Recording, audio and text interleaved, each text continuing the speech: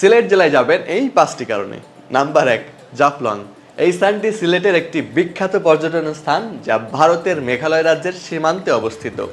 এটি পিয়াইন নদী, স্বচ্ছ জল, পাথরের খনি ও পাহাড় ঘেরা প্রাকৃতিক সৌন্দর্যের জন্য পরিচিত।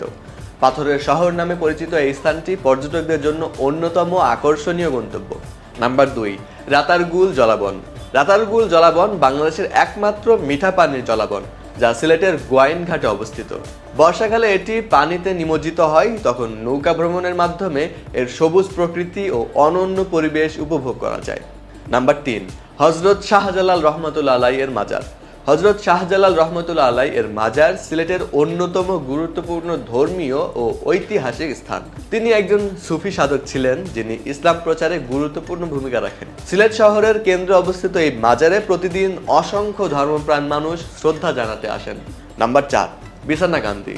বিছানাকান্দি সিলেটের গোয়াইনঘাটে অবস্থিত একটি সুন্দর প্রাকৃতিক স্থান, যেখানে পাহাড়, ঝর্ণা, নদী ও পাথরের অপূর্ব সমন্বয় দেখা যায়। বিশেষ করে বর্ষাকালে ভারতের মেঘালয় থেকে প্রবাহিত জল পাথরের ওপর দিয়ে বয়ে যায়, যা পর্যটকদের মুগ্ধ করে। এবং সর্বশেষ নাম্বার 5, সুরমা নদী, লালাখাল, মালিনী ছড়া, চা বাগান এর মতো অনেক গুরুত্বপূর্ণ ও দর্শনীয় স্থান আছে সিলেট জেলায়।